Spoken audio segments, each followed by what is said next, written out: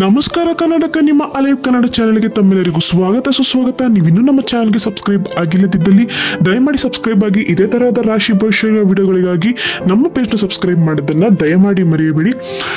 ವೀಕ್ಷಕರೇ, ತುಂಬ ಜನ ಹೆಣ್ಣು ಮಕ್ಕಳು ನಮ್ಮನ್ನ ಈ ಒಂದು ಪ್ರಶ್ನೆಯನ್ನು ಕೇಳಿದರೆ, ಅಂದರೆ ವರಮಹಾಲಕ್ಷ್ಮಿ ವ್ರತ ಹತ್ತಿರ ಬರ್ತಿದ್ರಿಂದ ಗುರುಗಳೇ, ಮುಟ್ಟಾದ ಹೆಣ್ಣು ಮಕ್ಕಳು ನಾವು ವರಮಹಾಲಕ್ಷ್ಮಿ ವ್ರತ ಮಾಡಬಹುದಾ, ಅಥವಾ ಮಾಡಿದರೆ ಏನಾದರೂ ನಮಗೆ ಕೇಡಾಗತ್ತಾ, ಅಥವಾ ಏನಾದರೂ ದೋಷ ಬರುತ್ತಾ, ಅಥವಾ ಯಾವ ರೀತಿಯಾಗಿ ತಗೊಳ್ಬೇಕು, ನಮಗೆ ಸ್ವಲ್ಪ ಗೊಂದಲಗಳಿವೆ, ದಯಮಾಡಿ ತಿಳಿಸ್ಕೊಡಿ ಅಂತ ತುಂಬ ಜನ ನಮಗೆ ಮೆಸೇಜನ್ನು ಮಾಡಿ, ನಮಗೆ ಮೇಲ್ ಕೂಡ ತುಂಬ ಜನ ಮಾಡಿದ್ರಿ. ಇವತ್ತಿಗೆ ವೀಕ್ಷಕರೇ ನಾನು ತಿಳಿಸ್ಕೊಡ್ತಾ ಇದ್ದೀನಿ ನೋಡಿ.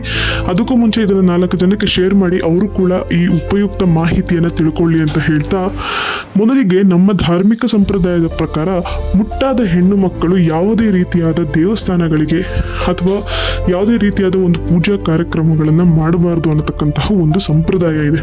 ಆದರೆ ವರಮಹಾಲಕ್ಷ್ಮಿ ಹಬ್ಬ ಕೈಗೊಳ್ಳುವಾಗ ನೋಡಿ, ಈ ಒಂದು ಪಾಯಿಂಟನ್ನು ನಾನು ಹೇಳ್ತೀನಿ ನೋಡಿ. ಅಕಸ್ಮಾತ್ ನೀವು ನಿಮ್ಮ ಒಂದು ಮುಟ್ಟಿನ ದಿನ ಯಾವುದೋ ಒಂದು ದಿನವಿದ್ದು ಹಬ್ಬದ ಸಮಯದಲ್ಲಿ ಅಕಸ್ಮಾತು ಮುಟ್ಟಾದರೆ ನೀವು ಧಾರಾಳವಾಗಿ ದೇವರ ಪೂಜೆಯನ್ನು ಮಾಡಬಹುದು. ಯಾಕೆ ಅಂತ ಹೇಳ್ತೀನಿ ಕೇಳಿ.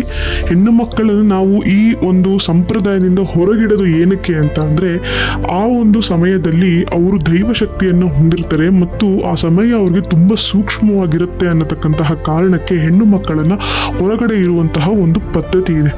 ಆದರೆ ಅದನ್ನು ಎಷ್ಟೋ ಜನರು ಮೂಢವಾಗಿ ನಂಬಿಕೊಂಡು ಅದಕ್ಕೆ ಬೇರೆ ಬೇರೆ ತರಹದ ಬಣ್ಣಗಳನ್ನು ಕಟ್ಟಿ ಮಾತಾಡ್ತಾರೆ ನೋಡಿ. ಅಮ್ಮನವರಿಗೆ ಪೂಜೆ ಮಾಡಲಿಕ್ಕೆ ಯಾವುದೇ ತರಹದ ಈ ಒಂದು ಅಡ್ಡ ಬರೋದಿಲ್ಲ. ಇನ್ನೂ ಒಂದೇನು ಅಂತಂದರೆ, ಮಹಾಲಕ್ಷ್ಮಿ ತಾಯಿಯು ಒಂದು ಹೆಣ್ಣೆ ಆಗಿರೋದ್ರಿಂದ ಇನ್ನೂ ಎಷ್ಟೋ ಕಡೆ ನೋಡಿ, ಇವಾಗ ಓಂ ಶಕ್ತಿ ಮಾಲೆ ಆಗದಾಗ್ಲೂ ಸಹಿ ಈ ಥರ ಒಂದು ಸಮಯ ಬಂದಾಗ ಆ ಸಮಯದಲ್ಲೂ ಸಹ ಮಾಲೆಯನ್ನು ಹಾಕ್ಕೊಂಡು ಹೋಗಿರೋದನ್ನ ನಾವು ನೋಡ್ತೀವಿ. ಆ ತಾಯಿಗೆ ಆ ಥರ ಯಾವುದು ಸೂಕ್ಷ್ಮತೆ ಅಥವಾ ಆ ಥರ ಮುಟ್ಟು ಅಂಟು ಯಾವುದು ಸಹ ಸಲ್ಲಲ್ಲ. ಅದೇ ರೀತಿಯಾಗಿ ನಿಮಗೆ ಗೊತ್ತಿಲ್ಲದೆ ಅಕಸ್ಮಾತ್ ಈ ರೀತಿ ಆದಾಗ ಪೂಜೆ ಮಾಡಿ. ಆದರೆ ನಿಮ್ಮ ಮನಸ್ಸಿನಲ್ಲಿ ನೀವು ದೃಢತೆಯಿಂದ ಇರಿ, ಗೊಂದಲದಿಂದ ಪೂಜೆ ಮಾಡಬೇಡಿ.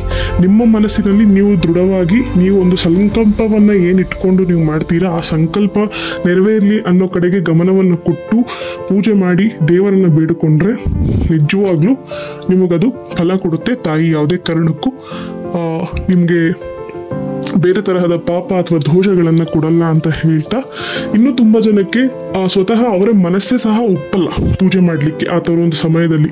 ಆ ಥರ ನಿಮ್ಮ ಮನಸ್ಸಿಗೆ ತೀರಾಮಾನ ನಿಮ್ಗೆ ಗೊಂದಲ ಆಗ್ತಿದೆ ಅಂದರೆ ಪರವಾಗಿಲ್ಲ, ನಿಮ್ಮ ಮನೆಯಲ್ಲಿರುವಂತಹ ನಿಮ್ಮ ಮಕ್ಕಳು ಅಥವಾ ನಿಮ್ಮ ಅಕ್ಕ ತಂಗಿರೋ ಬೇರೆ ಯಾರ ಹತ್ರ ಆದರೂ ನೀವು ಬೇಕಾದ್ರೆ ಪೂಜೆ ಮಾಡಿಸ್ಬೋದು. ಆದರೆ ವ್ರತವನ್ನು ಕೈ ಬಿಡಬೇಡಿ, ದೃಢವಾಗಿ ಸಂಕಲ್ಪ ಮಾಡಿಕೊಂಡು ಹಬ್ಬವನ್ನು ಆಚರಿಸಿ. ಎಲ್ಲರಿಗೂ ಒಳ್ಳೆಯದಾಗಲಿ ಅಂತ ಹೇಳ್ತಾ, ಇದೇ ತರಹದ ಕಂಟೆಂಟ್ಗಳಿಗಾಗಿ ನಮ್ಮ ಪೇಜ್ನ ಫಾಲೋ ಮಾಡಿ, ಸಬ್ಸ್ಕ್ರೈಬ್ ಮಾಡಿ ಮತ್ತು ಉಚಿತ ಜಾತಕದವರಿಗೆ ಮುಂದಿನ ವಿಡಿಯೋದಲ್ಲಿ ಅಪ್ಡೇಟ್ ಕೊಡ್ತೀನಿ ಅಂತ ಹೇಳ್ತಾ, ಎಲ್ಲರಿಗೂ ಧನ್ಯವಾದ. ಶುಭ ದಿನ.